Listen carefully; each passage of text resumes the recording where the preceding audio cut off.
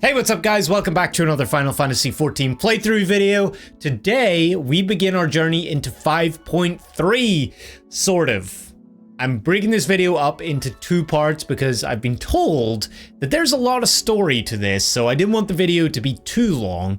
So we're gonna do it in two parts, with the final part being a big finale stream, so hopefully you guys can join me for that one. But as always, before we get into the video, it's recap time, baby. Last time, we headed back to the source to speak with Tataru and Kryl, where we received an invite to speak with Rauban and a returning guest in Alamigo. As we arrive, Gaius recounts the events in Garlemald, including information about the new Ultima weapon. Before long, we made our way to the Ocular to speak with the Exarch and Scions. We get closer to solving the problem of transference in order to get our friends safely home, until Lena requests that we help defeat another Sin Eater in Lakeland. But as we get there, it had already been slain, indicating someone or something of power lurks in these lands. Returning to the Crystarium, we decide it's in the best interests of the people to tell the full truth of the warriors of light and darkness, but we're interrupted by a familiar face. Ardbert, standing in the back, reveals himself and gives an inspiring speech to the people about protecting their own world, calling them all warriors of light. We retreat back to the Ocular and theorize that it may be an Ascian in the body of Ard, perhaps Elidibus, and that we must investigate further, bringing us back to the best place in Eorzea, Fanov. We delve deep into the ruins once again and trigger an ancient security mechanism, Huaca, protecting the hidden tomb of Tiuna, who once possessed powers resembling the Echo. On the back wall, a mural depicting something similar to what we saw during the final days in Amarot. As we depart the Greatwood, saying our farewells to Runar, Elidibus reveals himself, informing us that there is no common ground between us and that he will not make the same mistake as Emmett Selk. Later, Urianger, demonstrating some incredible ability to walk on water, experiences a slight loss of focus, but it's nothing too serious, and we continue back to Lakeland, where we meet Thaler, lending some encouraging words to the would-be new Warrior of Light. We head to our sleepy old friend Bismarck once again and sink beneath on our way to discover the secrets of Anamnes's Anider, a unique moving dungeon as we ride the back of the creature downward. After arriving in the truly huge hall, we initiate some type of device which shows us stored memories depicting the events of those ancients who chose to break from the convocation and summon Hydaelyn. Their leader, one named Vina, who spoke of becoming the heart of Hydaelyn, much like Elidibus became the heart of Zodiark. Upon returning to the surface in the Crystarium, we are met with another gathering, until an unworldly event unfolds before our eyes in the skies above, as we witness the heavens opening and stars raining down like the final days, during which many around seemingly hear a voice telling them to hear, feel, think. And now we understand this as an awakening call from the primal Hydaelyn, exactly like what had awoken us. And as Elidibus leaves and the calm follows, many new warriors of light begin to depart the Crystarium, which we choose to encourage and support. As we head to bed as lost as we ever could be, another friend calls at midnight. Lurik apparently vying for another adventure. In the final cutscenes, we catch a glimpse of Xenos prowling around Amarot in his dreams, while the mysterious white-robed figure speaks of the tale of the world's end. And that's about where we left it off. I have so many questions, I don't even know where to begin, other than thanking you guys for all your support, thank you to the members, etc. But without further ado, let's get into 5.3. So, you may have noticed something different about Old 2 here. Something a little different since the last time we met. Yes, ladies and gents, that is correct. I am now an ultimate legend. We did it. Okay, enough about me. Let's play some MSQ. Master Caves, will you be venturing forth today? Do be sure to take care if so. Though they say the star shower was harmless, one can never be too careful. But I concede it is not for me to tell the Warrior of Darkness how to look after himself. Old habits, you understand. Ah, too, how very opportune. Who dat? Ah, greetings, my friend. Do you perchance have a moment to spare? Wonderful, wonderful. I wanted to thank you, you see, for revealing to us the truth of the Warriors of Light. After all these years, your tale set the record straight. Finally, the people see them as great heroes they were.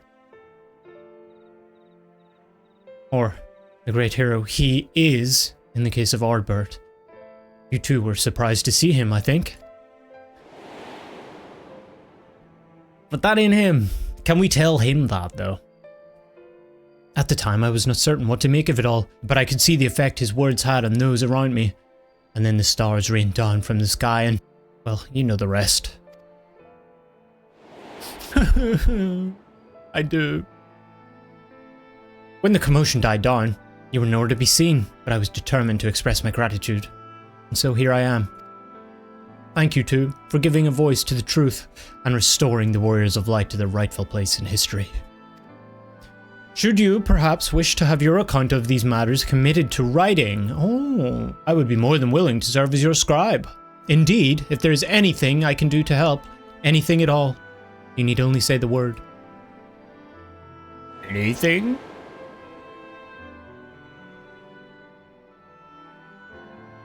Kill Ardbert. I demand it.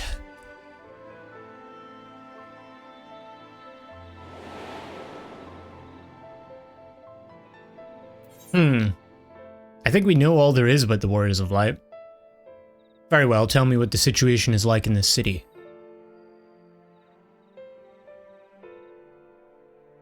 The situation in the city? Do you mean the people's awakening as Warriors of Light? Well, while questions remain about the circumstances surrounding Ardbert's return, history tells us that what took place may not be entirely unprecedented. Ah, but to understand that requires an understanding of Warriors of Light in a broader Vrantic context. Oh, like Norvrant. If it please you, I should be glad to provide an overview. I flatter myself that it may grant you a better grasp of that which is occurring not only in the Crystarium, but the world at large. Excellent. I shall return to the cabinet at once and look up the relevant texts. Pray join me at your earliest convenience. I wonder what he can tell us that we don't already know. No rest for the righteous, it would seem. Do not let me keep you, sir. I bid you a pleasant day. Manager of Sweets. What a guy. He's always looking out for me.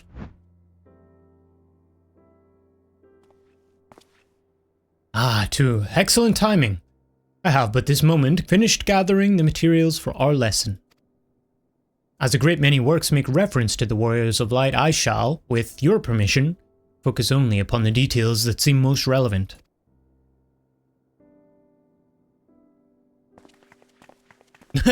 Hey, I thought this was a little... Have they just been following me around? The Warriors of Light, you say? Forgive us, but we couldn't help overhearing.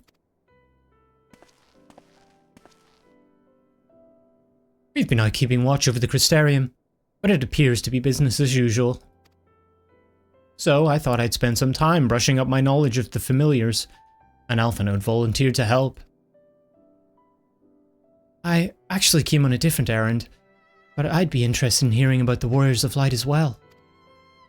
May I join you? Alfie answers for me, I guess. Of course, the more the merrier. If you would care to find a table below, I shall be down with the books in a moment.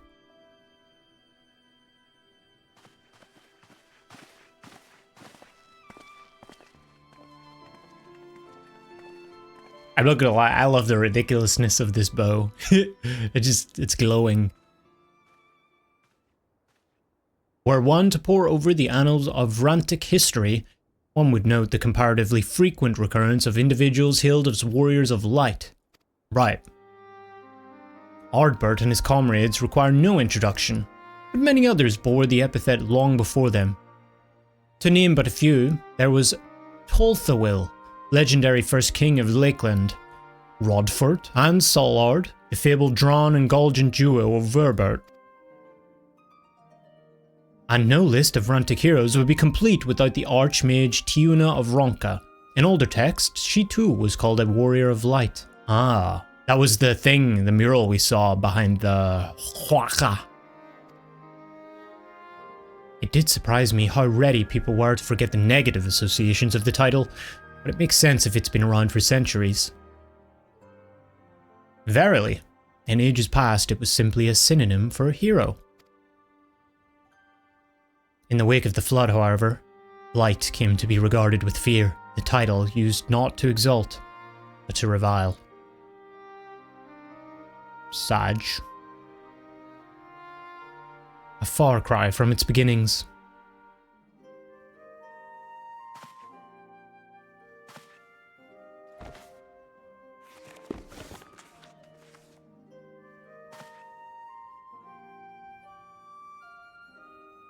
Who dis? Big ass sword. This, my friends, is Norvrant's oldest epic, the original tale of the struggle between good and evil. In a time when all lay shrouded in darkness, a prophesized hero rose to deliver the world from its doom. Fighting in the name of light, the hero styled himself its foot soldier, and thus did he come to be known as the Warrior of Light. I like the horns. Curiously, in the centuries that followed, other heroes appeared who claimed the selfsame epithet, despite sharing no discernible connection with their predecessors. And in time, Warrior of Light came to be a name accorded to all men and women of uncommon skill and valor.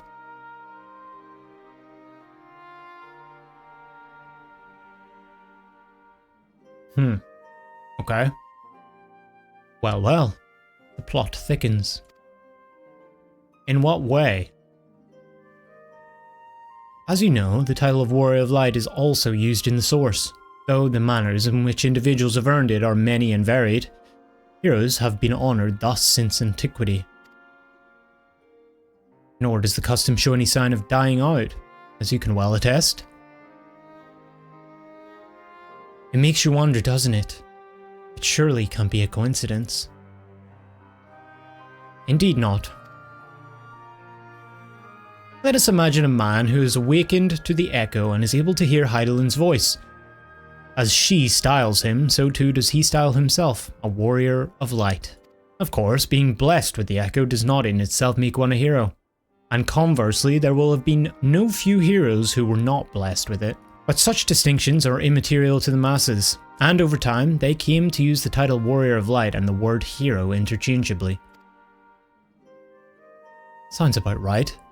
It would be interesting to see if the theory holds true in other worlds, if crossing the rift were that easy.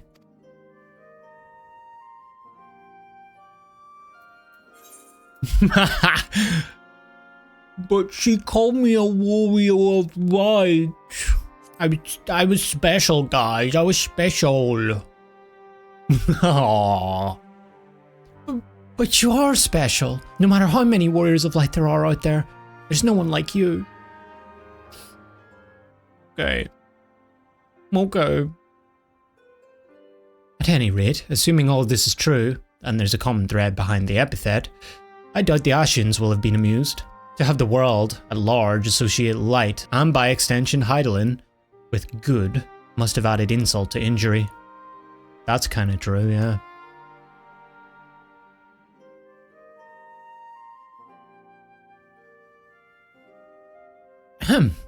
Well, this discussion is undeniably fascinating. I wonder, should I be privy to it? Mayhap it would be better if I excused myself. Oh, no need for that, my friend. Pray accept our apologies. Your lesson on the Warriors of Light has given us much to ponder. Oh, did someone say Warriors of Light? Hello?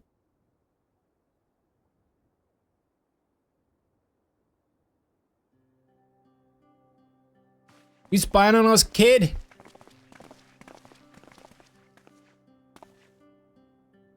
Riqi-Tio, are you alright?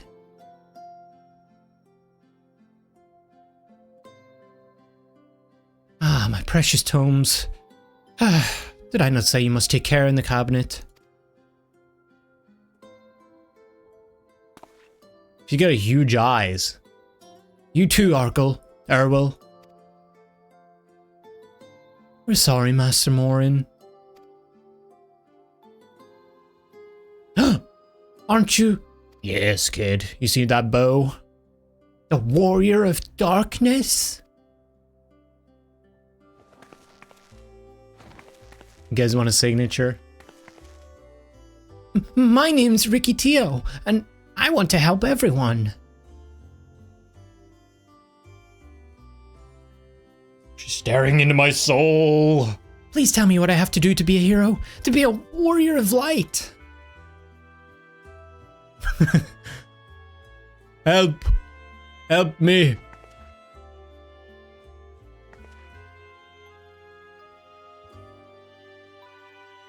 I don't even know anymore, kid. I'm sorry, I'm not the one to ask. Setting aside our misgivings, it would seem churlish to discourage the young lady. Let's hear what she has to say. No harm done. To the children, at least. Even children want to become warriors of light. So, I want to be a warrior of light, but not one that fights with a sword and all that. No, I want to be the kind that fights with potions and heals people. An apothecary. I'm going to help everyone in the Crystarium. No, in all of Norvrant. When I told Arkell and Erwil of this, they said that the cabinet should have lots of tomes about potions. But this place is so big, and we don't have the faintest idea where to begin searching. At this rate, I'm not going to get anywhere. If one knew where to look, one should indeed be able to find treatises on potions here. Even so, I fear they may prove a little difficult for one so young. But esteemed warrior of darkness, perhaps you might accompany young Riqi-Tio to Spigirix. Rather than through tomes, I believe she stands to learn more by observing the chirurgeons at their work. Sounds like a plan. It seems we finished here, so we'll come with you. I don't have time for this. Only for a little while. Really? Thank you so much, warrior of darkness. We'll see you at Spigirix.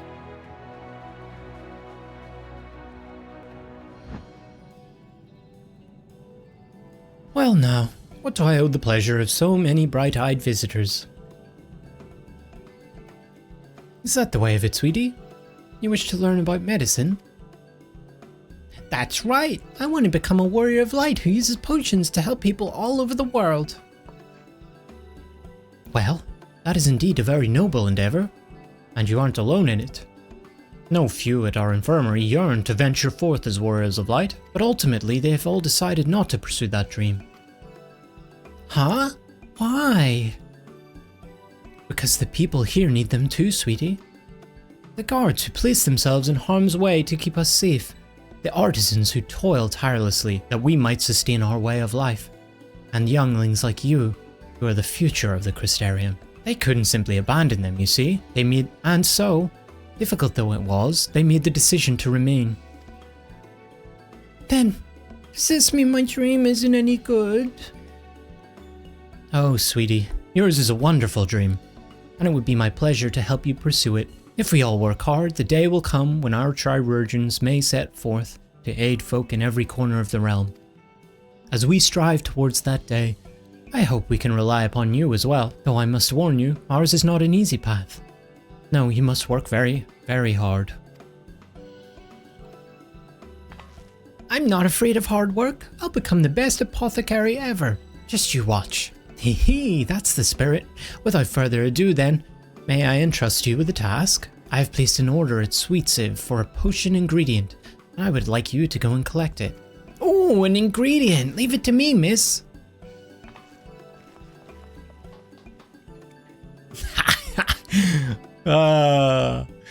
She'll get over it real quick. We all do. All us warriors of light. My, such an abundance of energy. Though I can't help wonder if she'll be alright by herself. My apologies, but would you mind accompanying her? When you arrive at FFXIV, speak with a woman named Gracine, and she will point you in the right direction. I shall join you. As the one who suggested this course to Riqi-Tio, I would assist in her first steps. And what about the two of you? Are you coming along too? Well, we do want to become warriors of light, just not the same kind as Riqi. So we'll wait for you here, warrior of darkness. When you return, please teach us how to fight. In that case, Reen and I shall keep them company and take the opportunity to ask about their aspirations.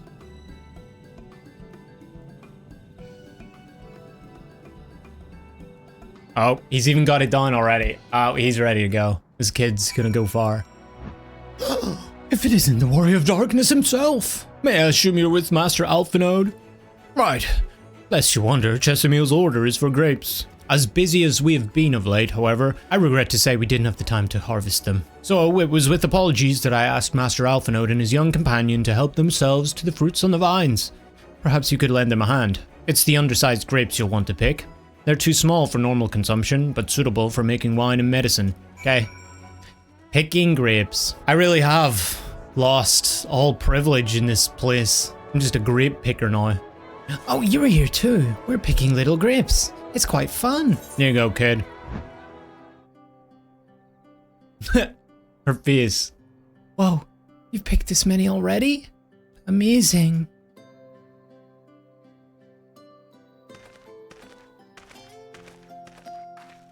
I feel like they're gonna kill her. There's no way you can have a kid this cute and not kill her off.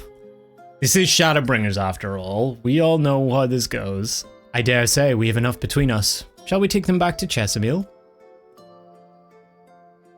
Heh, can't wait to see what she's going to do with them. Tell me, Riqi, what made you want to become an apothecary and warrior of light? Well, a while ago I fell sick, really sick.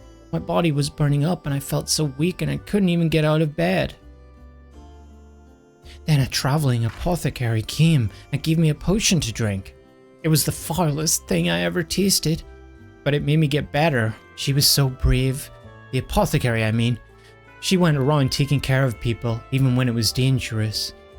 I decided I want to help people, just like her. So I started brewing potions out of grass and giving them to my friends, but I didn't really know what I was doing, or if there was anything else I could do. Then, not long ago, a neighbor told me he was going to become a warrior of light and go traveling the world helping people. And I thought, that's the same what I want to do. I see. Out of curiosity, what did your neighbor do in the end? Thaler. Oh. I haven't seen him for a bit, so he must already be out there looking for people to help. Thaler. One of the gods awakened by the star shower. Yes. Thank you for sharing your tale with us, Riqi-Tio. I myself took inspiration from one not unlike your traveling apothecary, and I hope her good example will spur you on to realize your dreams. But it will not be done in a day. Such lofty goals are reached through hard work and persistence, through countless acts of heroism, like delivering the grapes to Chesameel. Yep. You gotta get used to the chores. It would seem I have been laboring under a misapprehension. Really? I had convinced myself that it was Elidibus who had sowed the desire to become warriors of light within the hearts of people. But I see now, the impulse to aid their fellow man abided within them from the first. Elidibus did no more than give it a name. Yeah, I guess. And as he is so kindly proclaimed, we must return to our own world ere long. With the Exarch laboring tirelessly, I doubt not but that a way will be found. Yet I believe I speak for us all when I say I cannot leave in good conscience. Not until we have dealt with Elidibus.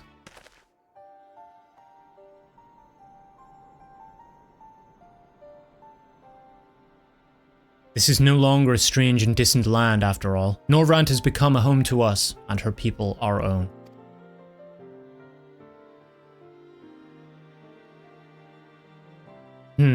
Let us return to Spagirix. It wouldn't do to keep your admirers waiting.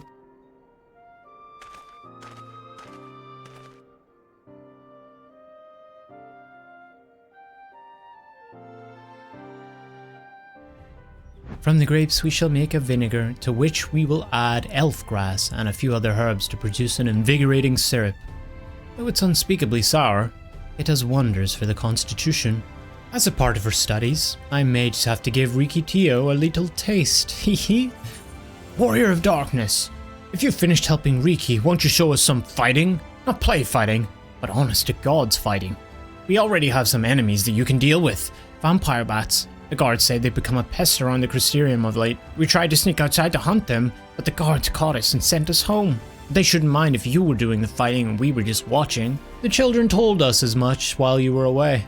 And in preparation, Chesimil kindly furnished us with some lures for the bats. While the creatures won't give you any sport, bear in mind that the younglings will be watching. That's to say, put on a good show, yes? Right, let's head outside at once. Everyone, follow me. Alice, just wait it. Come on then, children. Everyone's here. Good.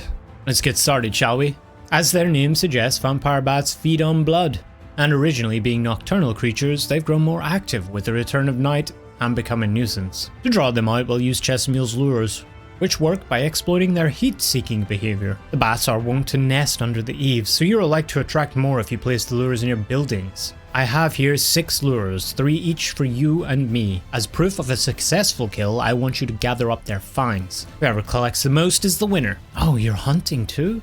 Yes, well, there's nothing like a friendly competition to bring out the best in 2. Anyway, while we hunt the bats, the 2 of you are to stay here with Reen. She's really strong too, and will keep you safe. Without further ado then, let the contest begin. I'm gonna beat her. Bye, Reen. Take care. Okay, we go on.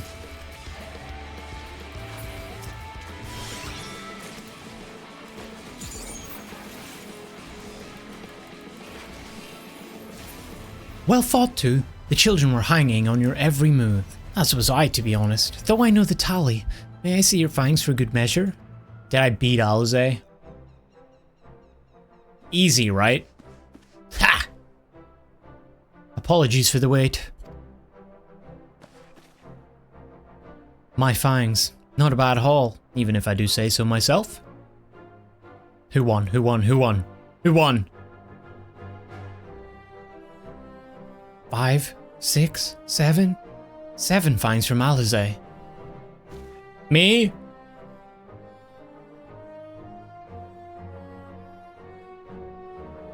Which means the victory goes to Alize. 2 collected 5.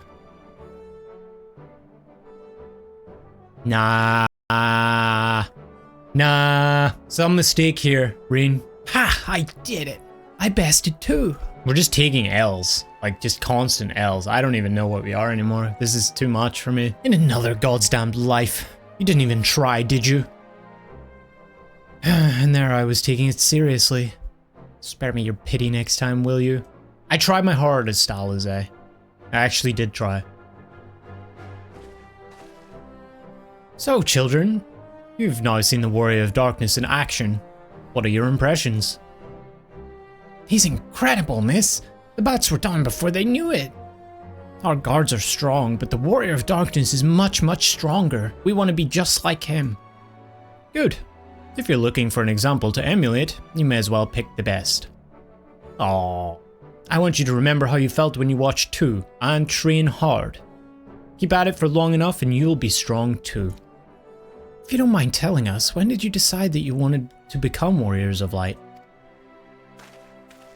Well, there we were listening to everyone when Artbird appeared. But I've wanted to be strong since before I came to the Crystarium. The Sin Eaters killed my father and my sister, see? And I promised myself I'd learn how to protect people one day. Like Artbird said, this is our home. We're the ones who have to protect it. We're the ones who have to rise up as new Warriors of Light. What about you, Arkil? Me? To be honest, I'm still not sure what I want to do. But if my friends were in trouble, I know that I would want to help them. And I want to go on adventures with them. See the world together. That's a wonderful goal. You really think so? It's hard to explain, but it's something I felt when I saw the Star Shard the other day. It felt as though there was something I'd lost and that I had to go out there to find it.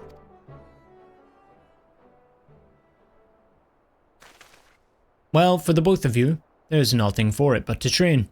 When we return to the city, I'll teach you some exercises you can do by yourselves. Thanks for showing us your fighting skills, Warriors of Darkness. We'll never forget it. Welcome, kids. Don't die. I understand how Arkell feels. The Star Shard didn't awaken me to Heidelin's voice, but that vision of the final days, of Amarot burning, filled me with sadness to the very pit of my being. Things I once knew, people I once loved, promises I once made. I felt as though long-forgotten memories were dancing at the edges of my mind, but when I try to focus on them, they simply fade away. An effect of having a fractured soul, I shouldn't doubt, but lest you worry, I'm perfectly happy to remain fractured, and have no intention of donning an Ascian mask. I just wish I knew what Elidibus was plotting. Ha! But look at this pair of incurable brooders. If we're going to stand around lost in thought, we may as well do it back in the city. Rest assured, Reen and I will take the children from here. Their heads will be in the clouds after meeting you, but we'll see to it their feet remain firmly planted on the ground. Whoa! Whoa! Not again! Headaches! Anyway, what was I saying? It's nothing, just a dizzy spell. Seems I tried a little too hard to beat you. I'm fine now, not to worry. I'll see you soon. Okay. Surely that was nothing, right? Yeah. Still a little migraine. Oh god. As you ponder Alizé's words, you were taken by an urge to revisit the scene of that fateful meeting.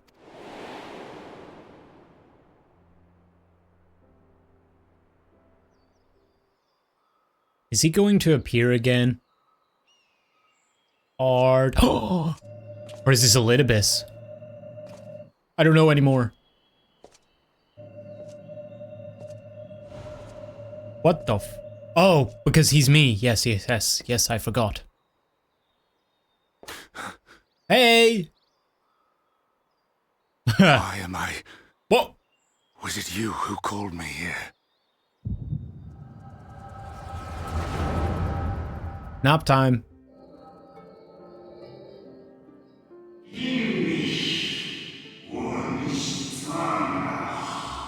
On behalf of the convocation, I bid you welcome to our order.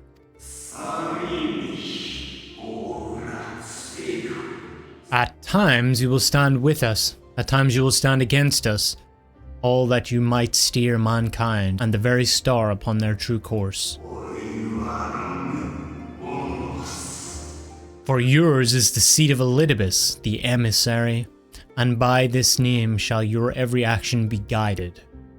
So he was here! That was the Elidibus. The same one. Or is this a different one?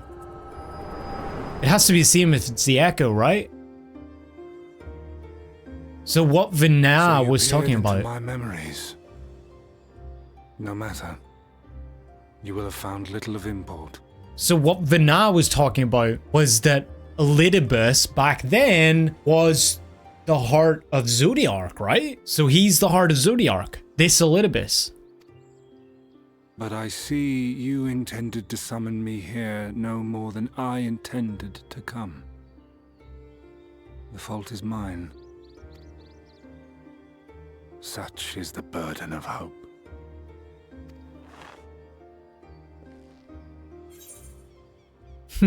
Give back Ardbert's body. What are you plotting? These damn Ascians, always. Come now. My plans are no mystery. That which I do is no different from that which you have done so many times, Warrior of Darkness. I arm myself, I hone my skills, I make ready to vanquish my enemy. You. Whoa, what's with the hostility? We used to be friends. You who have murdered my brothers, who have taken their selfless labors in service to the one true world and turned them to ash. No, they started it. I'm just defending myself. Let's be clear. Like, you guys had a little falling out like however many millennia ago. That's not our fault. He came at me. I see you for what you are. You are death. and only in death shall you serve any purpose. The convocation charged me to steer mankind and the very star upon their true course. As Elidibus, it is my duty, and I shall see it done. I will strike you down. What? Destroy you body and soul. All else must wait. Who the fuck is this guy? It's Elidibus. Ere long I will come for you, warrior of darkness. And I will save the world. I mean, you're right here. Let's go. Huh? Let's do it right here. Let's see what everybody else are on. We all have Warriors of Light now. You think you'd last? Nah, see, that's what I thought. One last matter. You I smell. bore witness to your final struggle with Emet-Selch. It seemed as if he saw something familiar in you. Really? As if he mistook you for another. Hithlodocus, right? Hithlodeus called me his new old friend. Yes, I remember. No. I recall not of whom he spoke. Oh. Mayhap I never knew you. Or mayhap it is another fragment lost. Ah, I wasn't aware you already had a guest. If the conversation is constructive, I shall not intrude. Graha?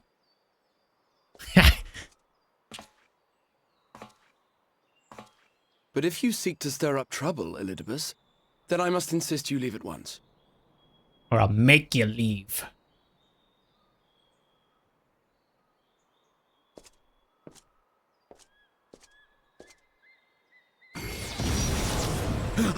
What?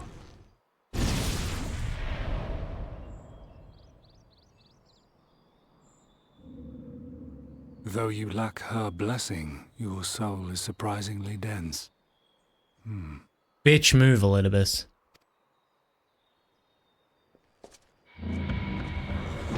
he upped that pace, that walking pace.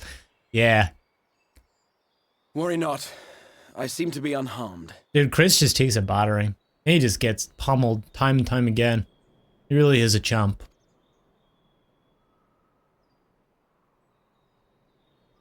What? Oh, the purple? This. This is my own doing. The consequence of my recent exertions. Are you sure? It is the tower's way of compensating me for the demands I have placed on it. Rest assured, it is no great inconvenience at present. Indeed, I told Beck Lug as much, but they would not be persuaded and sent me away to rest. He wasn't entirely truthful the last time. I think he's hiding something. No need to make a fuss.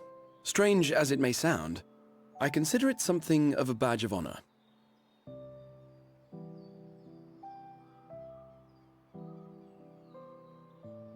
I like this music. One of the brave souls who saw me delivered unto the first once said that the world shall ever have a place for tales of heroism so long as we have need of inspiration in our lives. Though he and his fellows had no way of knowing whether their mad scheme would amount to anything, they knew that the attempt alone would inspire hope. Or so they hoped. A more optimistic lot one would be hard-pressed to find. They said they would find a means to save our God's forsaken world, just as soon as they had sent me on my way. Said it with such confidence that, for a fleeting moment, I half believed them.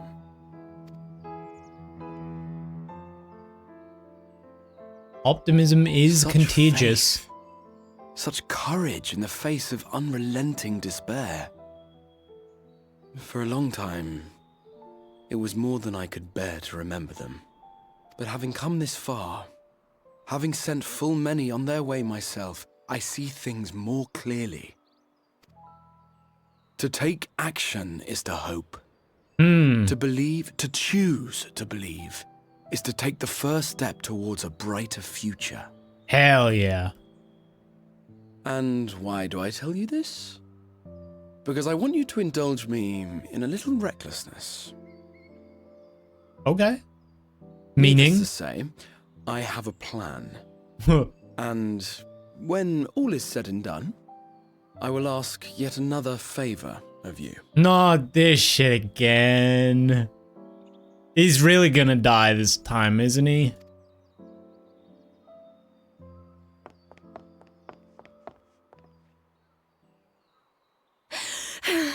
You're both here. Oh, thank goodness. What? What's wrong? Not the kid. Thancred. He's collapsed. Oh.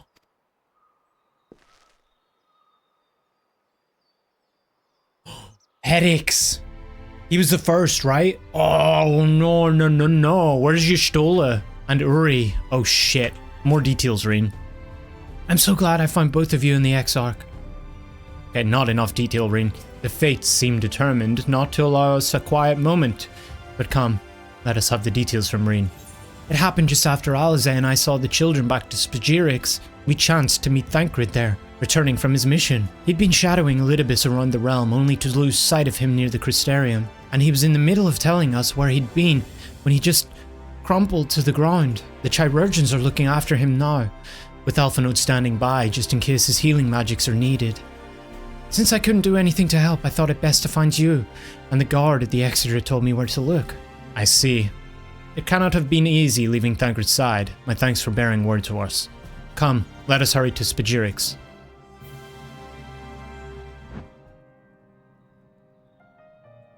They dragged you here too, did they? My apologies. How do you feel?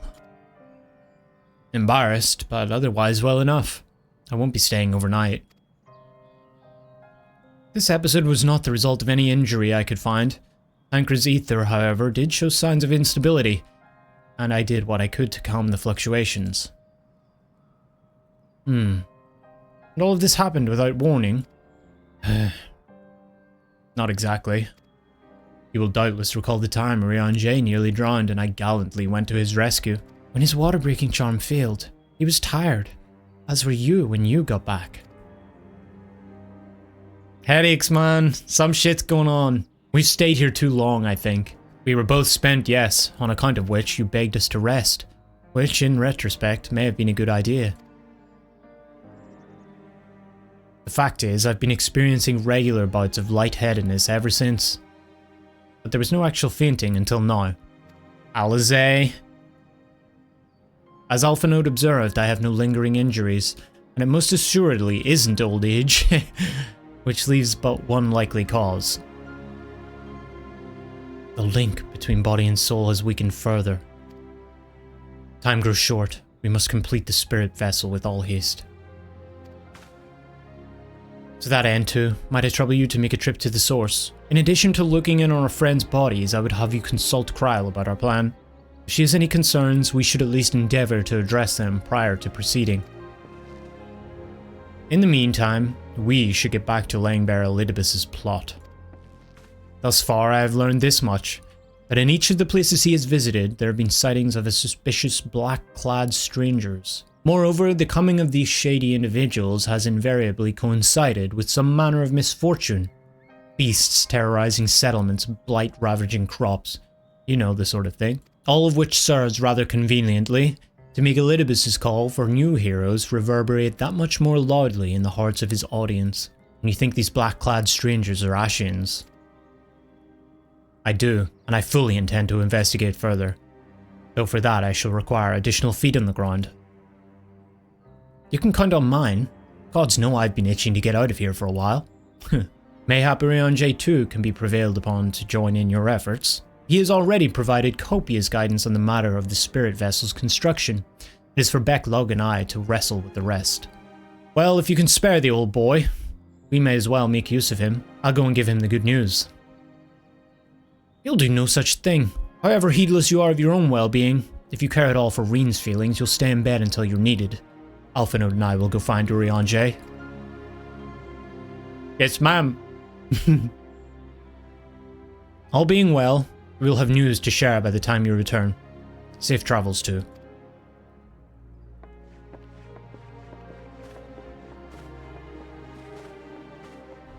Back home we go. 2! What excellent, awful timing. Ah. You see, our friends, they've taken a turn for the worse. Kryle's hardly had a moment's rest these past few days.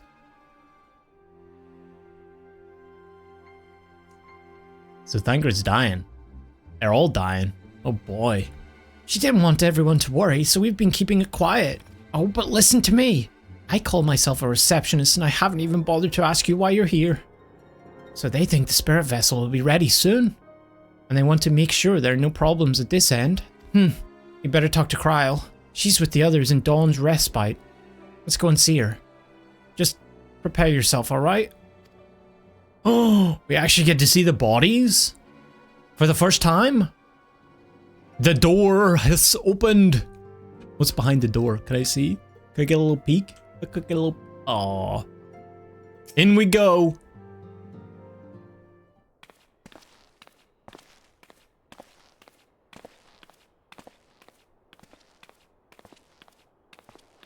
Damn, I've never been in this place. 3 expansions, 4 expansions, and none of you guys ever showed me this. Excuse us. This door. Seems kind of spooky. Hello? Hello?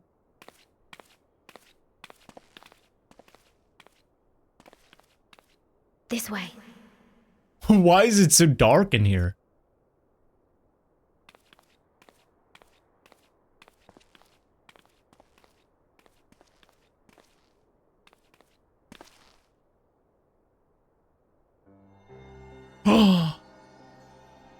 The real people.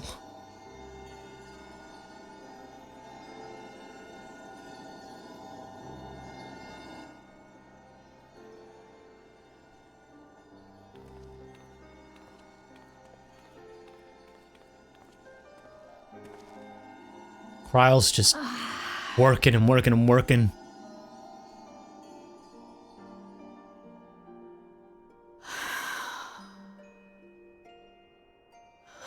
I would rather you hadn't seen this. I'm sorry. We have urgent tidings. Oh, no, I'm not angry with you. On the contrary, I know full well how hard everyone has been searching for a way to return home. And I had hoped to afford you the time you needed. But given our friend's present state, perhaps it was for the best that you came. Oh, does she think they're gonna die? No.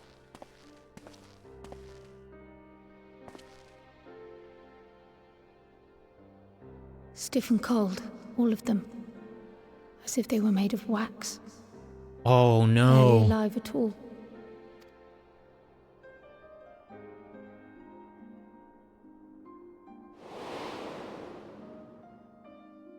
Oh.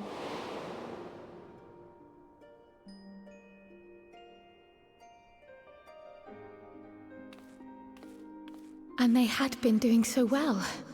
Save for occasional signs of etheric instability, they appeared to be in passable health. What changed? Then, quite without warning, things took a turn for the worse. A change for which even Master Matoya could offer no explanation. She could only remind me that the soul is yet an unknown frontier, and that much and more lies beyond our ken. But let's not lose heart just yet. At times like these, it is all the more important that we remain positive. Things are pretty bad, Kryle. Why? I but this moment succeeded in quelling a fluctuation in Thancred's ether. She's trying so hard to see the silver lining. And while the others have weakened, they have remained relatively stable. I believe I may leave my post for a moment. So come, let me hear your tale outside.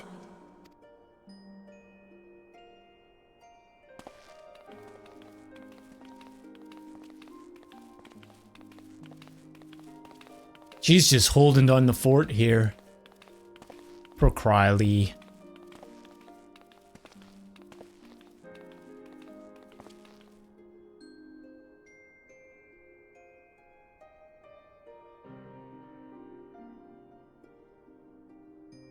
I'm gonna fix this. Somehow. How do we fix this, Kryle? What news from the first? I see. Work on the spirit vessel proceeds apace, but our friends begin to falter. As they themselves have observed, the link between body and soul is weakened. It's as simple as that. For now, I'm still able to quell the fluctuations in their ether, but it's only a matter of time. We'll lose them if we don't act soon. So if the Exarch is ready to attempt something, let him attempt it. As for the spirit vessel itself, if we seek to draw upon Allagan wisdom, we could do worse than consult an expert in the field. And I think I know just the man. Time being against us, it may be best if I go and solicit his aid in person, even if it does mean leaving my patients. Allagan wisdom. Who could it be? Tu, could you spare a moment? While Kryle goes and finds this expert of hers, there's a gift I was hoping to send our friends in the first, you see, and since we might be waiting a while, I wondered if you wouldn't mind giving me a hand with it. My first attempt turned out well, so now I'm going to make it properly. I'll be in the kitchen at the House of Splendors. Meet me there. Well, I had better be off too. I shall see you soon, either here or at the house, depending on how our patients fare in my absence. Oh, Flamin's just sitting up here. Oh, she's just been sitting up here for months. For weeks, days, months. Ha! Nice hat, bro. There you are too. As I'm sure you've guessed, the gift is a bit of home cooking. Unlike Kryle, I can't do much to help our friends directly, but that doesn't mean I've been idle. No, I've been doing my best for the Order, taking on this job and that to keep our coffers full. Aw, I've even helped out with the Ishgarian restoration. And in the course of all this, my culinary skills have come on quite a bit. So I thought, why not make something for our friends? It's baking in the oven even as we speak. Shouldn't be long now.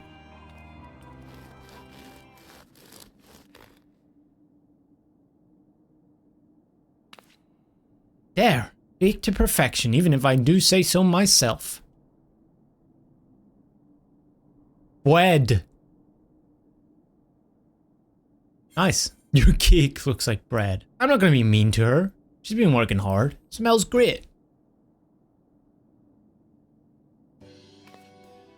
Doesn't it just? It's called Archon loaf, in case you're wondering. It's what they eat over in Sharlayan. Simple fare, I admit, but I thought it would remind our friends of home. If nothing else, Kryle tells me it's a good source of ether, so it should lend them a bit of strength at least. There truly is nothing like the smell of bread fresh from the oven. Kryle, and if it isn't Rambros too. Rambros. I trust you require no introductions either, too. Maybe a little bit. Kinda forgot you, dude. Not gonna lie. Greetings, my friend. So glad I am to see you well. Oh, Rambros was the guy from the Crystal Tower. Ah, I remember. I confess I have a long list of questions to ask you, but I will endeavor to contain my curiosity for the present. I understand our mutual friend is struggling with the application of certain Allagan technologies. Yes, this was the guy that introduced us to Graha. I've been keeping Rambros apprised of events in the First. Suffice it to say, he knows about the Exarch. If anyone alive can provide insight into this matter, it is him and his fellow sons. Ahem. Loath as I am to disappoint you after so glowing an endorsement, memory transference was the sole province of Allagan royalty. Its mechanisms closely guarded secrets. If any record of them remains, we have yet to find it. To wit, I regret that I can offer no solution to your problem. Which begs the question of why I bothered to come here, empty-handed as I am. The answer being, rather brazenly, to ask a favor. I would have you relay a message to our comrade. Oh. Message boy again. I get it. Tell him that we never doubted him. Never doubted that he would achieve all that he said he would. Those of us who remain behind have yet to play our part. But when the time comes, he may rest easy in the knowledge that we will most assuredly do so. And then the tower shall shine once more as a beacon of hope in this world and beyond. So tell him that we consider his duty done, and that he should follow his heart now. Forgive me, but do you say this to discourage him from overexerting himself, or to encourage him to hold nothing back? That is for our friend to decide, but either way, I dare say a certain someone will be unimpressed. Well, there you have it too. If you would be so good as to see Rambros's message and Tataru's bread to their intended recipients, along with my report, of course. Kryle, before I wrap the bread up, would you mind giving it a try, just to make sure everything's as it should be? But of course, I'm always happy to lend my taste buds. Don't eat it all. I know what you Lalas are like. Excuse me, Rambros, as a fellow Sharlayan, may I trouble you for your opinion? Well, usually I have mine with a good dollop of Rollenberry jam, but I suppose plain is best for sampling purposes. There's gonna be none left.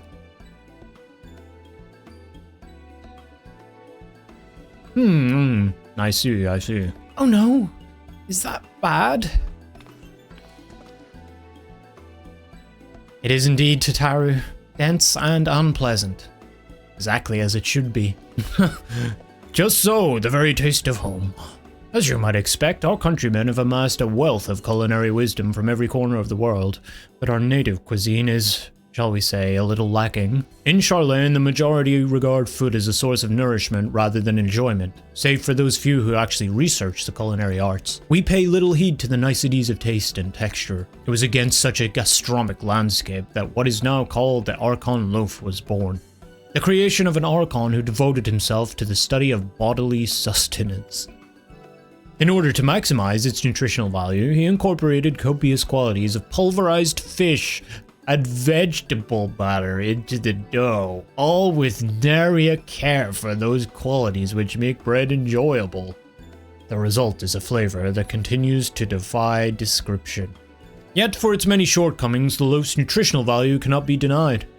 And being a damnably convenient way to cater to one's bodily needs, it quickly found an audience amongst busy scholars. Why, when I was a lad, nigh every meal was a sandwich made with this very bread and whatever ingredients happened to be on hand. I suspect just about every Archon could say the same. Having been away from home for so long, I thought I might have forgotten the taste. But no, it is all too familiar. How it takes me back. If there is enough, perhaps you can spare some for the Exarch. He is certain to appreciate it. Oh, there's plenty to go around. I'll be sure to wrap up an extra slice. Too, when you deliver the loaf, please be sure to send everyone my regards. Tell them we're doing everything we can, and that we'll be praying for their safe return until the moment they get back.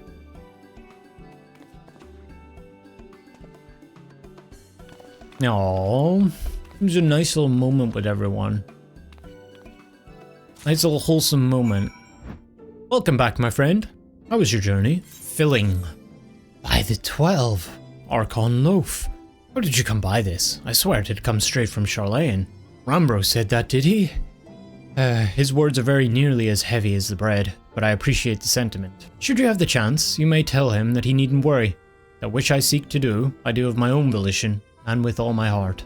In pursuing this path, I fully expect to earn the censure of our friends, and to deserve it. But I shall forge on regardless. Forge on as you yourself did when faced with a similar predicament. So I ask that you have faith in me, in what we do. But we were talking about your journey. Before the others arrive, I would hear how their bodies fare. Not very good, bro. Oh, and the bread shall save for later. Though it has been many years, I have not forgotten the feats of mastication required to consume it, nor how unconducive they are to conversation. Why do you guys eat this loaf, man? I don't get it.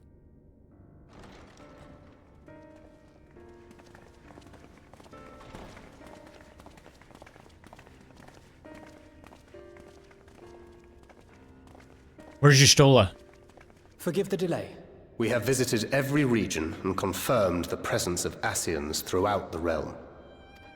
Shit. Lest a grave predicament be made to seem hopeless, it should be noted that they are of inferior rank. The black-masked minions who answer to the red. Like that other guy.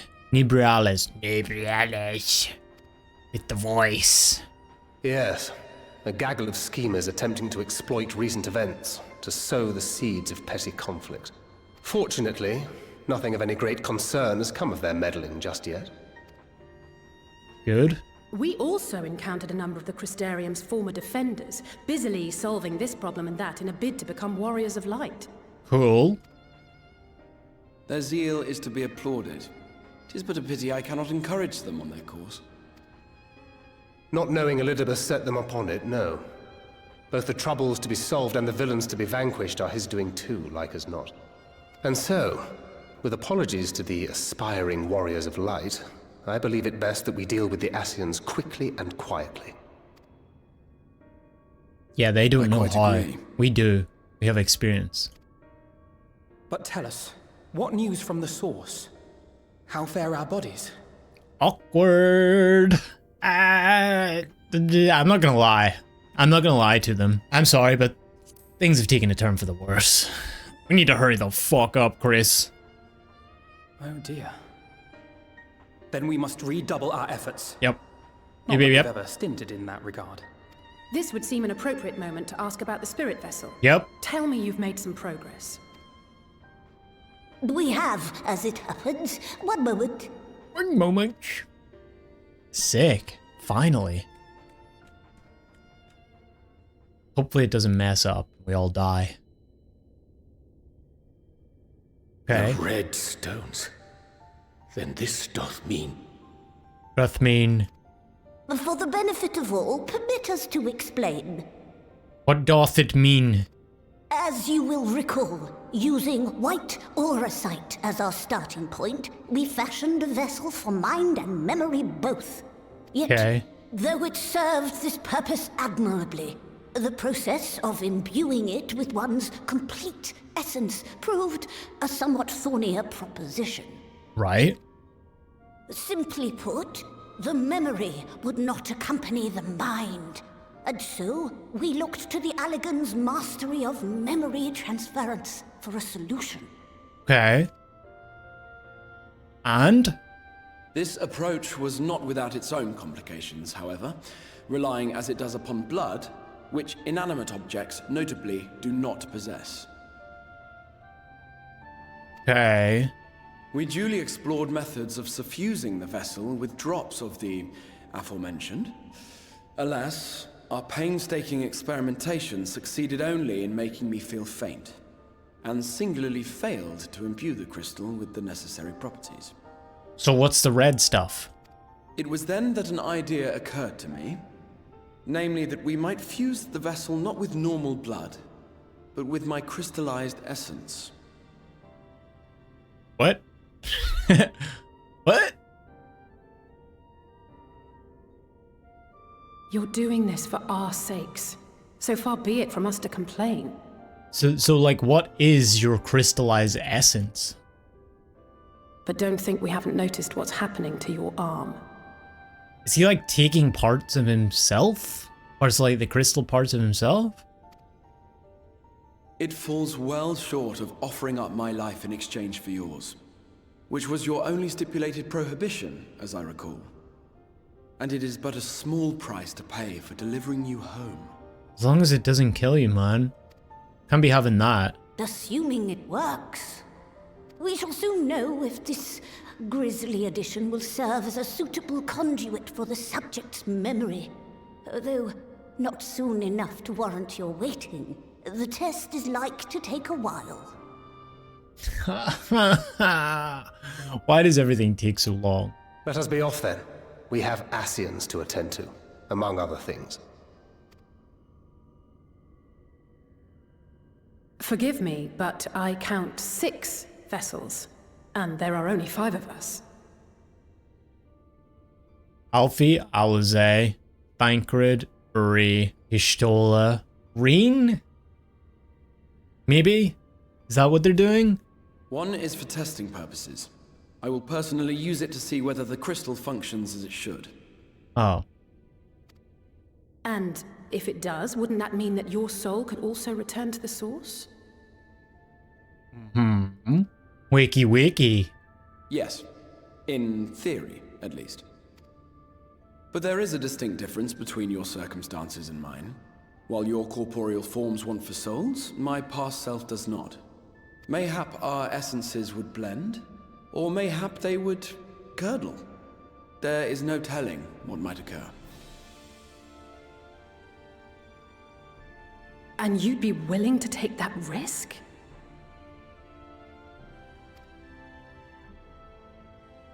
I would. Does he need to go? Does he even need to take that risk? I see. Hmm.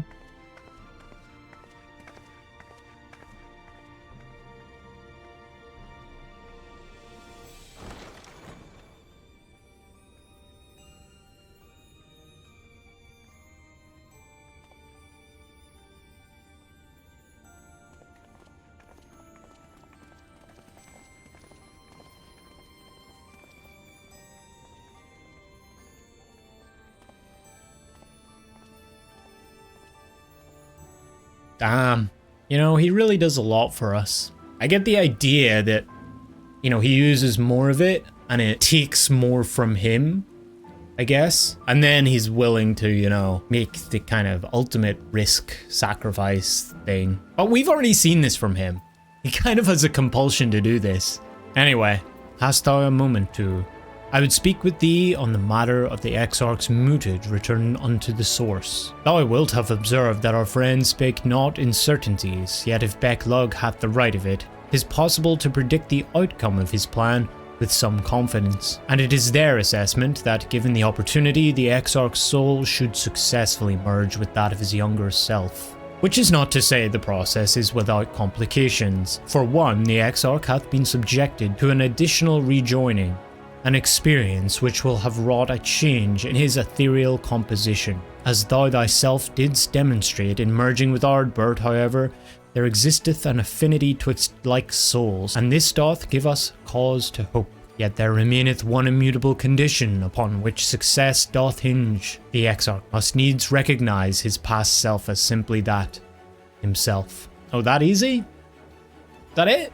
Let's go. As our recent travails have demonstrated, memories are essential to the soul. Any discrepancy in the former may feasibly cause the latter to spurn its former flesh. 'Tis a seemingly simple, yet complex problem.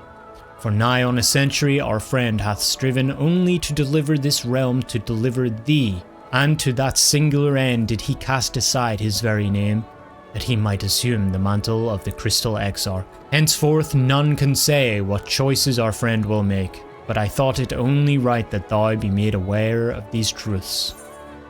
Okay. Right then.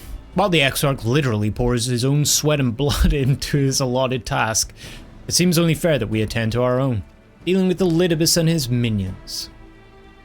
Just so. And there is one other matter. In light of our deteriorating health, Y'shtola should not be left alone at Anider. Might I trouble you to visit her too? See that all is well? I would go myself, but I think she might be safer in the hands of one less prone to collapsing. I gotcha. I'm down to see Y'shtola. I like that place. My thanks. You may leave the Ashians to us. Once they are out of the way, we will retire to Yulmore, and when Y'shtola has finished plumbing the depths, I'd like the two of you to join us there. If you are bound for Anider, I suggest you go via Venmont Yards. Our friends there will be glad to provide a boat for you. Let us be on our way then. Don't do anything I wouldn't do.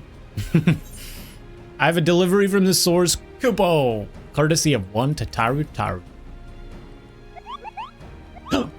Kupo? You're a very long way from home, Moogle. And this is from Tataru, is it? Whatever could it be? Oh, I was role-playing a Moogle. Okay. Archon Loaf, thou sayest? Why, even to hear the name doth transport me to times long past. Bread from another world? May I try some? Oh boy. Oh, we're all... Oh no. What a prank. Mayest thou, child? Thou must. That said, though I personally disagree with the consensus, I do nonetheless advise thee to temper thine expectations. Wiser words have never been uttered. Try it, Reen. It's great! Though it rarely darkened our dining table at home, I can attest that it was standard fare at the studium. Indeed, a slice was never far from our peers' hands. Alphinaud, you really are an unbearable snob sometimes, do you know that? What I believe my colleagues are trying to say is that we appreciate the gesture. Tell Tatari we'll do our best to return before she's forced to seek further supplementary employment. Right, let's really be off now. We can find a drink to wash down the bread on the way. Poor Tataru. See ya, Alfie. He's really contemplating the snob remark. Am I really? I'm not a snob. I simply have high standards. Ishtola.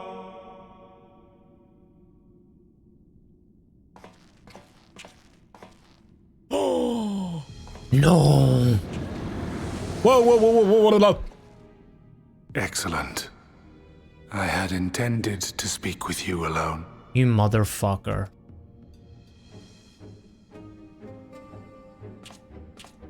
None of my doing, lest you misunderstand. Liar!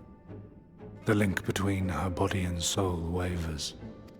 Because of you! We all know it. I know not what you hoped to find here, but it will avail you naught to learn of our past.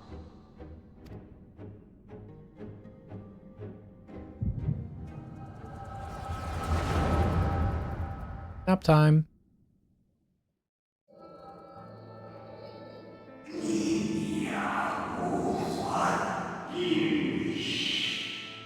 Reviewing the records yet again. Really? You worry too much, Elidibus.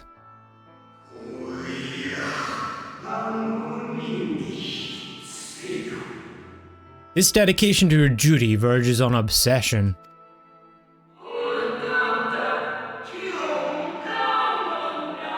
I think some thought you ill-suited for the role.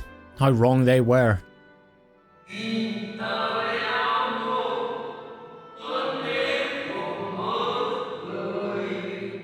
But come, turn your gaze outside the window, my friend. The rains have ceased and we've been graced with another beautiful day.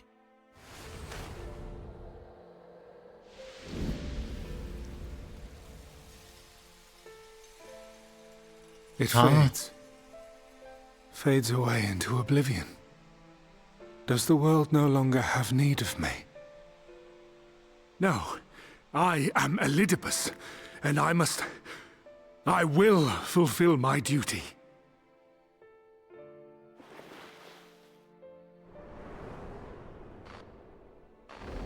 What the heck? Sundered though you may be, you fought for the world's salvation. For hope. Hope. Oh, the horns.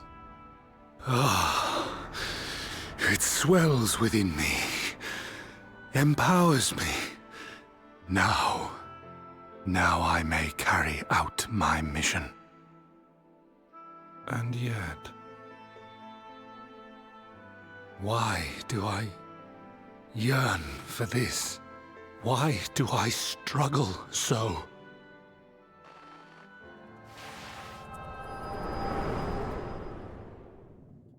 Dude, everything's so cryptic.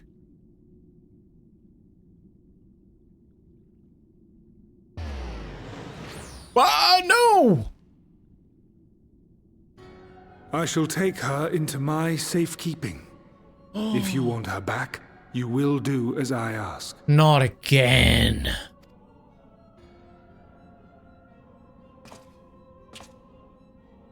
Show me your strength.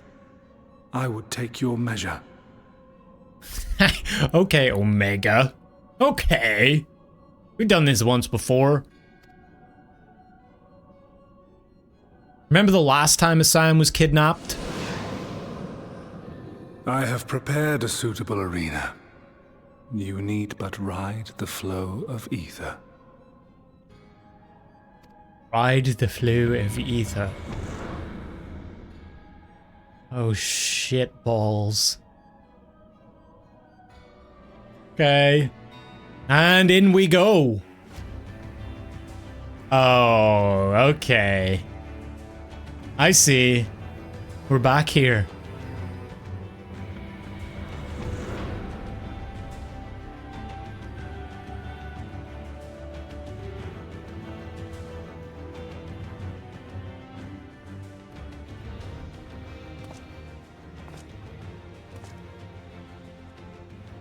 You are familiar with this place, I believe, this remembered Amarot. Proceed to the capital. I shall return your comrade to you there. I tire of your games.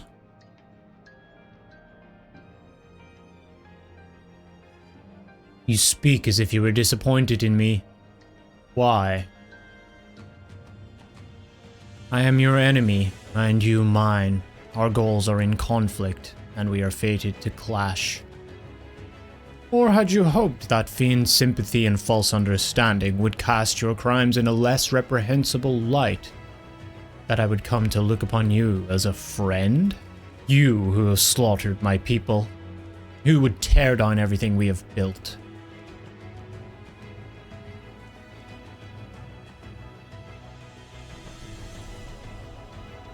You do not deny it then? Very well. Let us change the cast of this trial. You will know what you have stolen from us.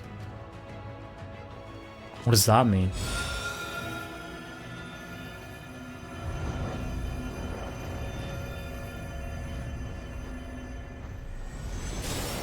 What? Oh, he's making them real people. Oh! Was that Mamodi and all the other people?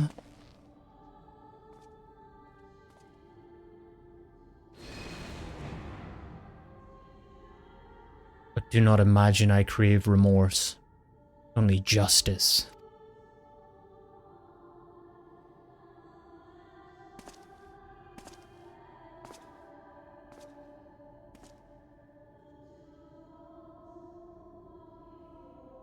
She was trying to make me feel bad, but also die while feeling bad. Can I talk to them? Look how small she looks. Mamodi! Mamodi! Oh no. Let us begin. Rest assured there are no tricks. You need but defeat the enemies before you. First, something easy. Those whom a budding hero might encounter at the beginning of his tale. I believe I have the perfect subjects.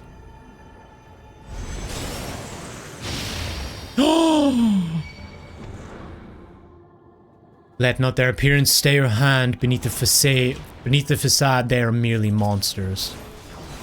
I can't hurt them. No, not Ida.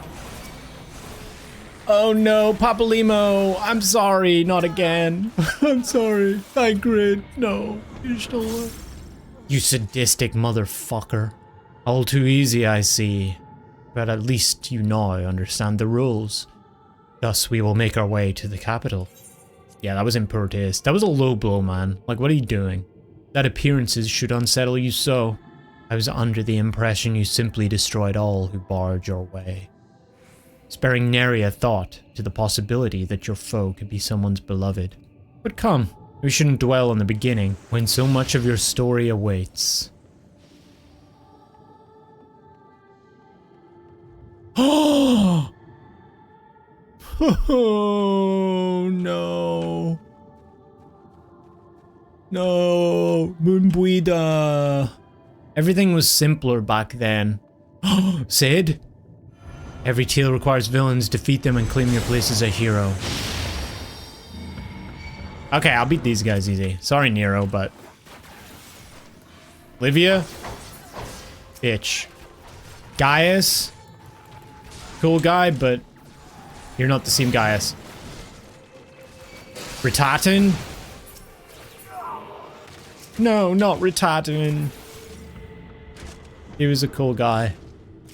Well done, champion of Eorzea, well done.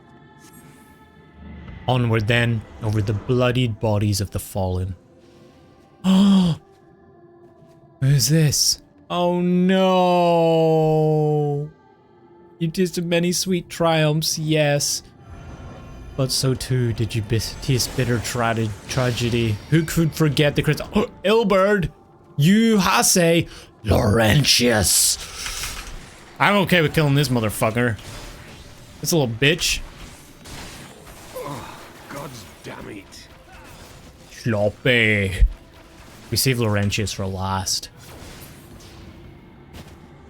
Nanamo. With such ease yet again, you always did grow stronger with every battle. This is kind of unnerving, honestly.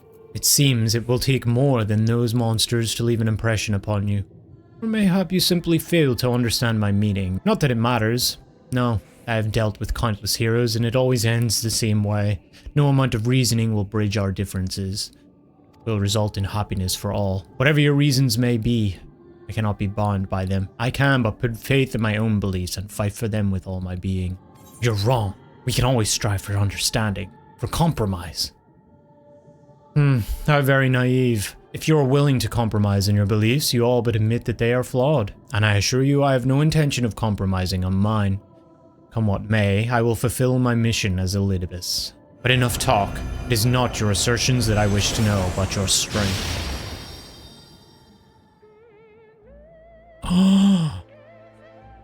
Falsely accused of regicide, you fled for the snow-swept fields of Kurthis. Oh no, man. It's leading us through all the expansions. Had you and the Scions met your demise that day in the Sultanate, La Habrea might have been spared his. But not only did you stubbornly live, you hurled yourself into the thick of the Dragonsong War. Oh, Harky!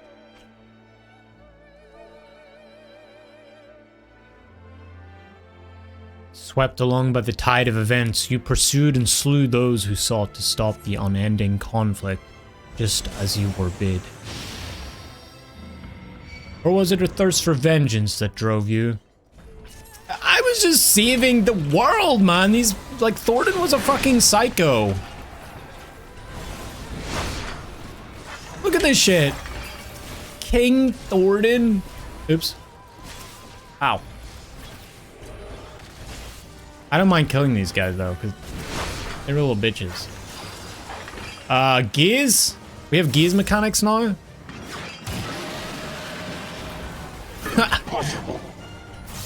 I trust you're beginning to limber up. Do keep up the fine form.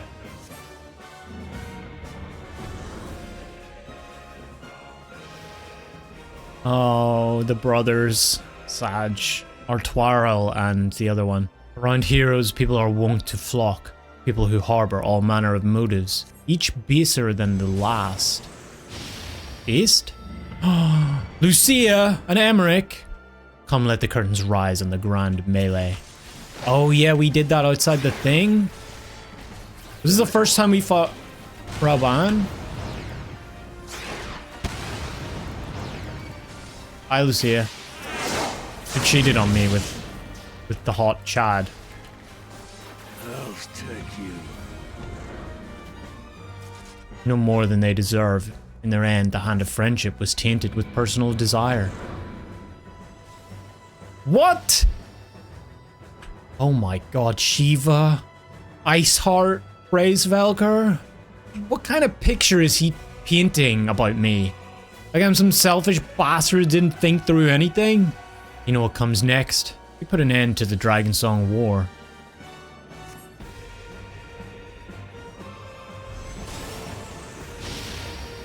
Fine with killing Nidhogg. There's no saving your comrade this time. All you can do is cut off the serpent's head. Okay. Astinian did ditch me. Oh. Where'd he go? Oh, whoa. Oh, whoa. Whoa, whoa. Whoa, whoa. Jorgenspile, Glockenspiel.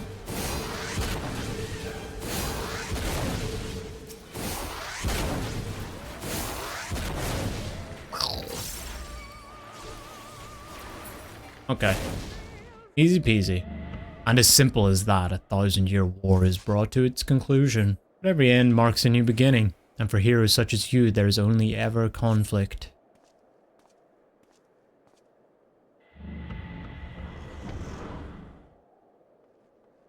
I think we're heading east. Are you enjoying the walk down memory lane?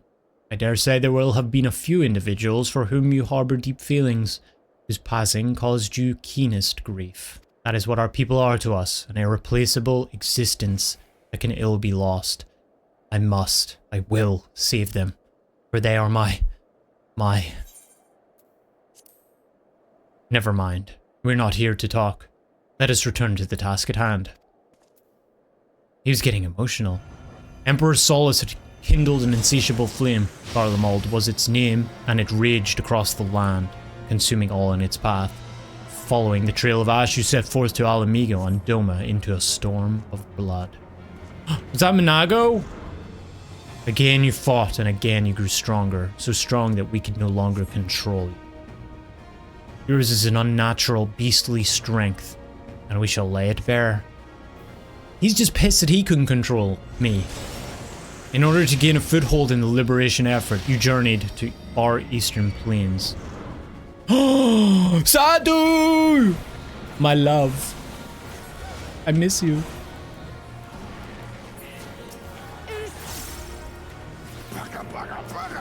Oh, Grinwat. Mr. Uwu. Cannot be extinguished. Sadu! The strong are drawn to the strong, thus did you gather new allies to your banner. Osetsu.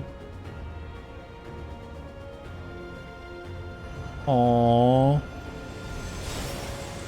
Yet where ardent souls gather, so too do fires burn. In this way you consign those around you to the flames.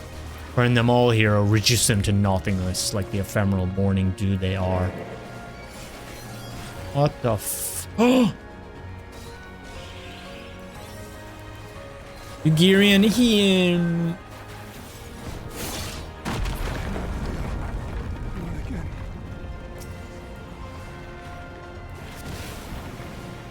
I haven't seen Ian in a while. I wonder how he's doing.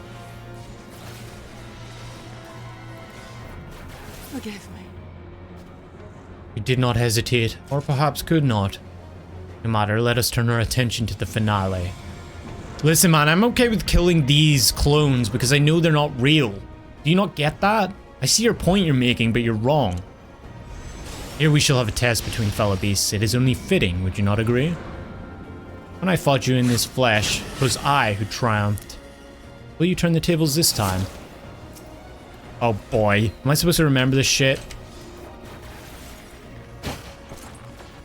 Ah!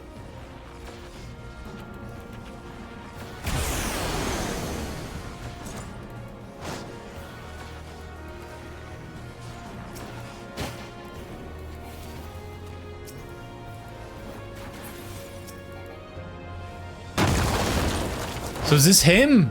Yeah, I see the horns.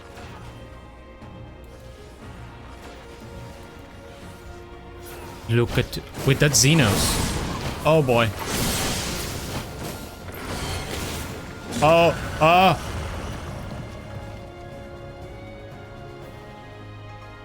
Where's Xenos?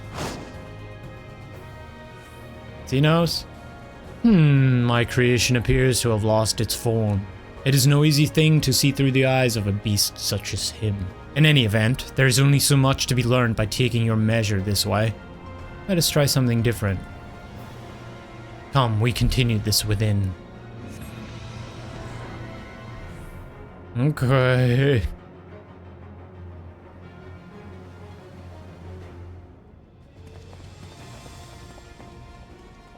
I swear to God if they make me kill Tataru.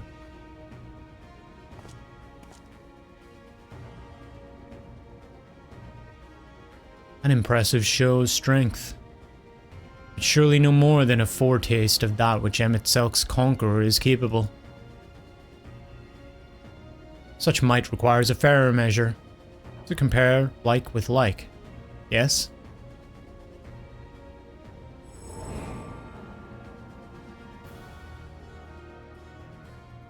Shall just have to test you myself.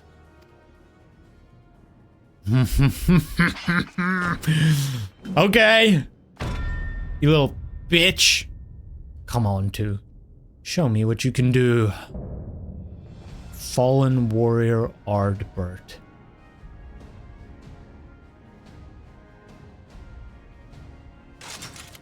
You're not my Ardbert.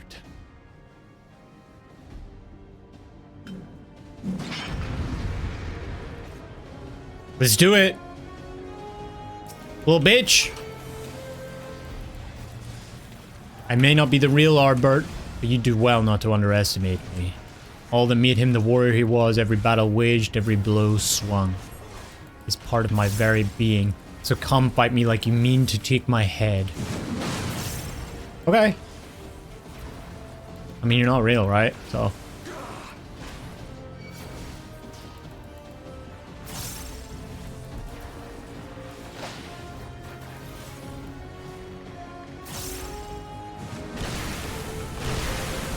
That did not hit me. Nah.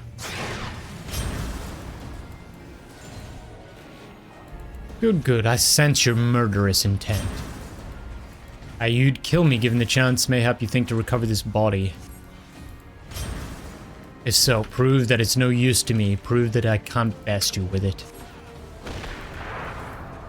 Come at me with everything you've got.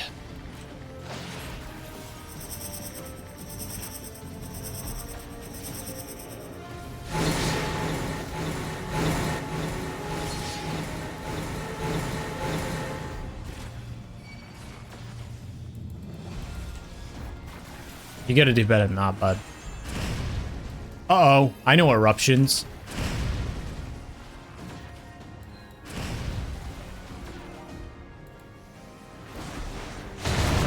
Okay, maybe not that well. What sort of fucking eruptions with that shit? Nah, no, no, no, no, no. That's got a weird timing to it.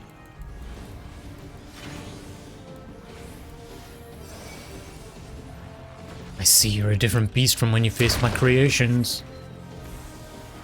Uh-oh. Very well, I will transcend my limits and see what you're truly capable of. It doesn't sound too good.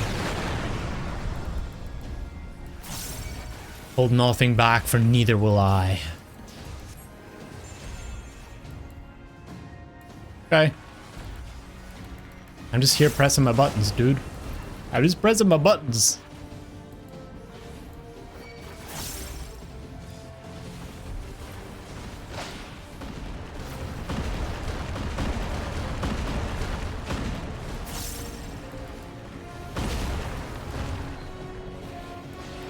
Too easy, man. Oh, I stopped.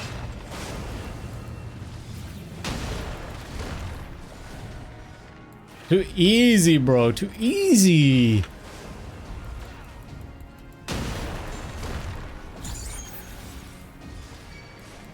GG's.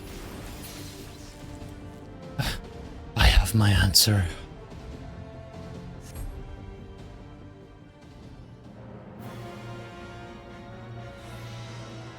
Did I measure up?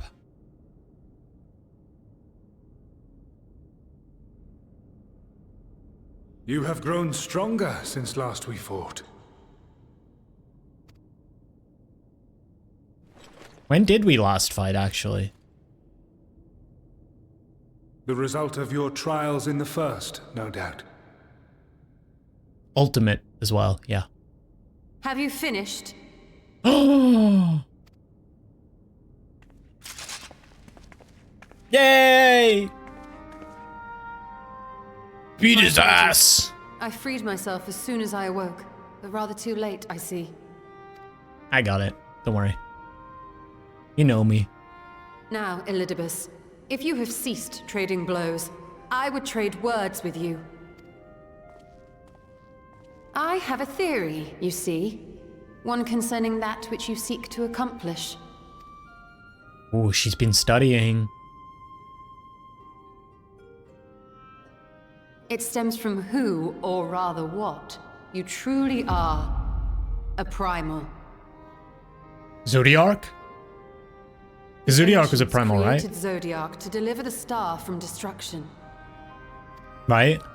And he was the heart. magic that brought him forth is the precursor of what we know as summoning, then Zodiac would have been instilled with a presiding desire.